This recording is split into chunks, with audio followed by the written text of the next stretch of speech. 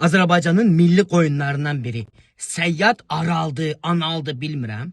Qayıtıb deyir ki, universiteti quturan, institutu quturan insanlar təyin olduğu yerlərə məcbur getməlidir. Və yoxsa mən vətən olaraq onlara öz halallığımı vermirəm. Birinci, səndən vətən heç vaxt olmaz. Səni qəbirvə mən işim. Səndən olsa anal deşiği olar ancaq. Sənin kimi şərəfsizlərin, vicdansızların ucbatından bu günləri Azərbaycanın savadlı gəncləri xarici getməyə məcbur olurlar. Bundan da qabaq qayıtıb desin ki, mən günahkaram. Eşşək. Eşşək səndən yaxşıdır. Eşşəkdən üzr istəyirəm. Sən günahkar deyilsəməz kim günahkardır? Milli Məclisdə oturan milli qoyun. Aman qol. Siz idarə etməlisiniz Azərbaycanı. Siz qanunları çıxarmalısınız da. Artıq 30 ildən çoxdur. Əliyev hakimiyyəti dövründən bir dəfə də olsun Milli Məclis bu millətin xeyrinə bir qərar çıxarmayıb. Çıxardıqları qərarlar bütün hamısı hakim ailəyə məxsusdur. Hakim ailəyə işləyir. Ya tələbə, atası onu anasının içinə əkəndən tam məktubu quturan kimi atası hər şey özü eləyir. Uşaq dünyaya gəlir, ata özü. Uşaq pulu yox. Onda vətən nə oldu? İndi gəldi çıxdı vətən. Və instituta gedirsən, məktəbdə müəllimlərə pul verməlisən. Müəllimlərə o qədər az pul verirsiniz ki, marağında deyil dərs getməyi, məcbur müəllim yanına göndərirlər. Onu da ata verir, dövlət verir. Yox.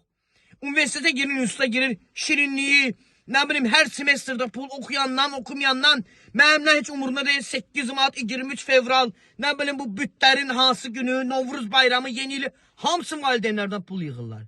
Və sonunda uşaq gəlib sənin ki 5-3 manatımı işləməlidir. Sənin kimi şərəfsizlərin, sənin kimi vicdansızların, qeyrətsizlərin ucbatından Azərbaycan gəncləri gedir.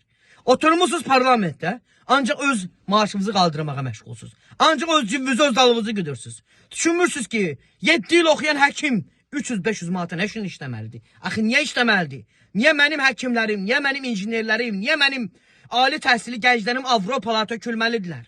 İş dalınca. Niyə? Çünki sənin kimi şərəfsizlər, vicdansızlar var. Mən Həsənov Rabil Adlıoğlu Xaçmaz rayonu Nərəcan kəndində Cəbiyev Cavid adla orta məktəbi qurtarmışam. Və bu savadımla Səyyad Anal, hansı ki güya 2 dənə institut oxumusan, səni debata çağırıram. Şəxsən səni debatda ağzımı cırmasam, mən bu qulaqlarımı kəsərəm.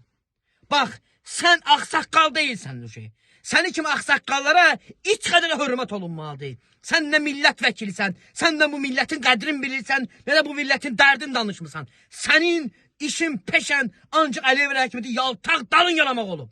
Sən kimi şərəfsiz millət vəkilləri, sən kimi millət vəkili Azərbaycan dəyişikliyi olandan sonra, sən kimləri qəbirdən çıxarıb, bir daha yandırmaq lazım, sür-sömür gibi. Şərəf və tüpürüm sənin vicdansız oğlu, vicdansız. Səndən vətən olar, oğraş nə oğlu, oğraş.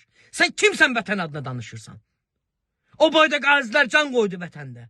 Getdilər, əllərini, ayaqlarını itirdilər, bədənini itirdilər, gözləri kör oldu. Və bu günlər vətən dediyimiz vətən onun arxasında durmur. Bizim vətənimiz yoxdur. Bizim vətənimiz Əliyevlər, Paşayevlər ailəmizi, hakimiyyəti ailəsi tərəfindən işğal olundu. Bax, bizim vətənimiz bu günləri əsirlikdədir. Sənin kimi yaltaqların ucbatında.